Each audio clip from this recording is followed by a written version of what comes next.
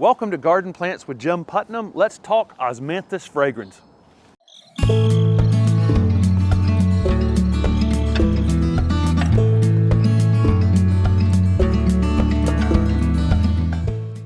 Osmanthus fragrans, or fragrant tea olive, as many people call it, is an upright evergreen shrub. I mean, it keeps its leaves in the wintertime. I'm actually shooting this in December. That can get quite large, almost become a small tree. I could expect this to get 20 feet in height if I let it, but it can be kept less than 10 feet in height. It will get about as wide as you want to let it get. Here, where I've got two of them very close together, you can see they're growing very vertically. And so, you know, they're growing toward the sun. And but if they had more space, it would be getting wider as well. The growth rate on this Osmanthus fragrans is typically a little slow when you put them in the ground. You won't get a lot of growth in the first year or two, but then they'll take off pretty quick. This one is probably put on 1.5 feet of growth in a single season. So beyond being a beautiful evergreen shrub that will work as a screening plant like this one does, has this added benefit of blooming in the fall and in the early spring. Probably a little heavier in the early spring.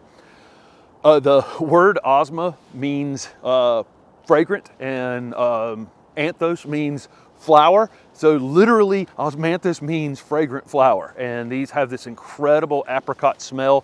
It's a very insignificant white flower that just, it can fill your entire landscape. It's amazing that this little tiny flower can be this fragrant.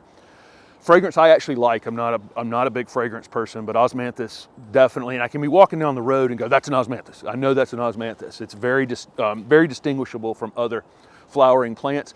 Hardiness is a kind of an issue on this plant because technically they're probably hardy from zone 8 down to 11, but here I am in zone 7B, and you'll see them out throughout zone 7, but they need to kind of be in protected spaces. I'm in an urban environment here in Raleigh.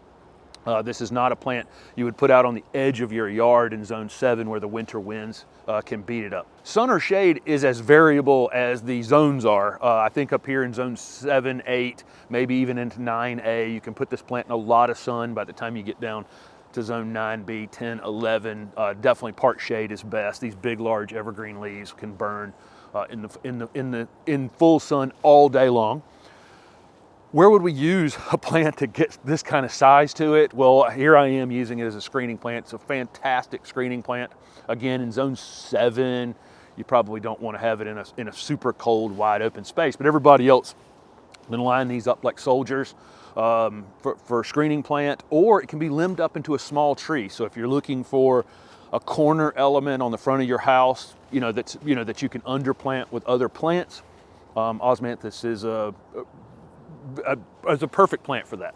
Not a particularly picky plant about soil type, really. I have no problem planting my osmanthus in my clay soils, sandy soils, kind of doesn't matter. Small amount of compost went in with these when they were planted, and they're mulched well, and there's no weeds growing around them, and they're quite happy. Not particularly picky. Watering, this is an extremely drought tolerant plant once it's established. You'll need to water it when you put it in the ground until it is established. Once it's established, it really only needs watering during abnormally dry times.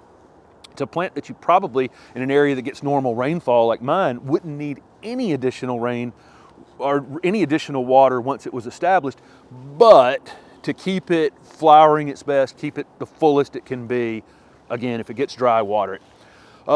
Pruning, we're going to get these white, insignificant but fragrant flowers here in the fall and in the early spring. As soon as it finishes flowering by around mid-April, that would be the time that you can give it a haircut. And you can get after this plant pretty hard if you need to. That's the only time of year to do it, really. I would not be pruning these around late summer because you will be taking flowers off. It can be fertilized in the late winter, early spring, so sometime around the 1st of March, mid-March, with an organic fertilizer once a year, no problem. Again, keep it well mulched, keep the weeds away from it. Not really any pest problems. This plant's super, super deer resistant, as many fragrant plants are, so we don't have to worry about that. They are susceptible to some scale insects, especially if you, crowd this plant up against a foundation. They're probably more vulnerable to that kind of thing, maybe aphids as well. But I really just rarely see pests on Osmanthus fragrans. Really low maintenance, easy, drought tolerant addition to your landscape. Thanks for watching.